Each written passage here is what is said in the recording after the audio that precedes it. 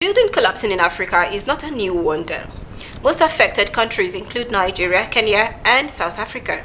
In Nigeria, for example, there are evidence from various government agencies and a review of literature revealing that about between 1974 to 2021, over 250 buildings collapsed across various Nigerian cities, and more than half of the collapse occurred in the economic hub of Lagos. As bad as it has been, lives and properties have been lost and chartered.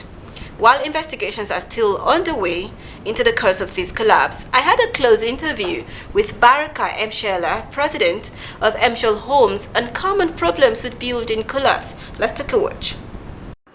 It's good to be here where Mshel Homes transcends housing in Africa. Okay, let's look at building safety and security. As a realtor, what is the best way to keep a building from collapsing or a structure from collapsing? Okay, the best way to scale a building from collapsing, when you talk about building collapse, you cannot always run away from the foundation of the building. As a popular saying that says, if the foundation destroyed, there's nothing you can do about it. So for me, the foundation is key, and building processes and techniques are very important to be able to avoid building collapse. Because if there is poor use of materials, substandard items during construction, poor supervision, the use of quacks in construction process are things that can contribute to building failures. More than just building failures during this process, there are many factors that can contribute to building failures over time when people live in houses, which would include poor maintenance. It is always very good that in your home, be it that you're buying a new home or you're renting a new home, it is good that you find out about structural integrity tests. These are tests that is done to be able to check the standard of building, be it high-rise building, be it bungalow or whatever. It is good that you check the structural elements of these buildings over time. Some of the materials, their lifespan does not exceed 50 years or 70 years as the case may be. So with this integrity test, you can be able to know the strength of that material as of the time when you're doing the integrity test. This can give you a lot of exposure and knowledge about these things.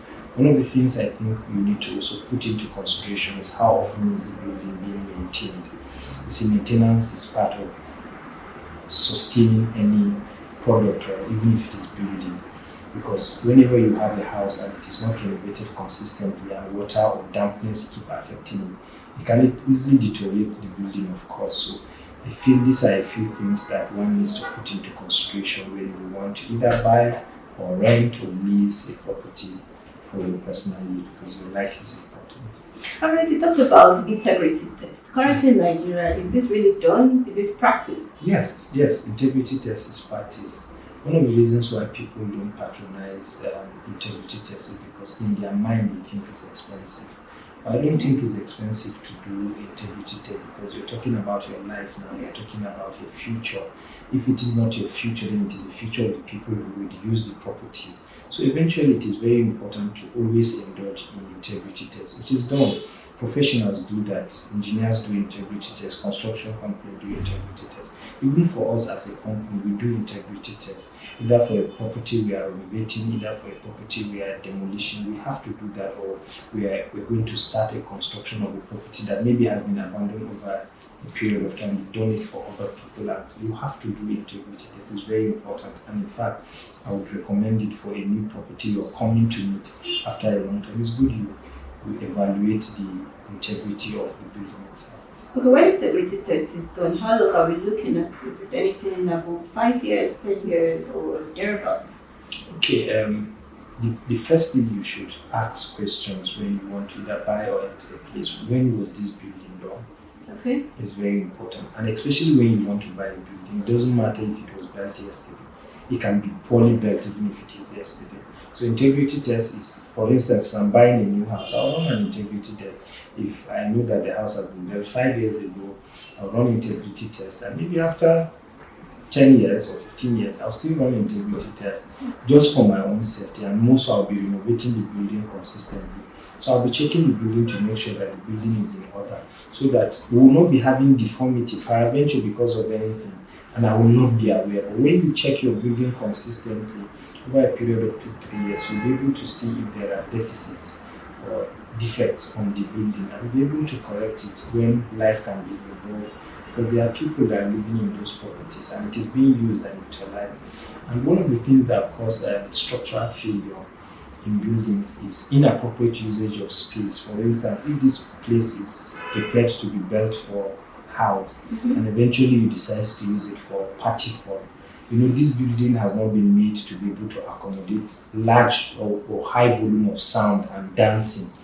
Eventually, it will reduce the capacity. The capacity is being affected because it is being misused for the purpose in which it is supposed to be. In a room where you are not expected to dance and jump and put loud music, it affects because there are calculations that are done in terms of structural stability of such buildings. So, wrong purpose of or usage of a particular building can actually cause a collapse.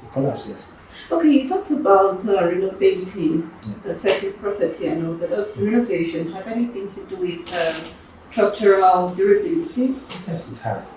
For instance, if you have a place where dampness is affecting your building, either from ground or maybe pipe got broken due to maybe it expires or it was not well done.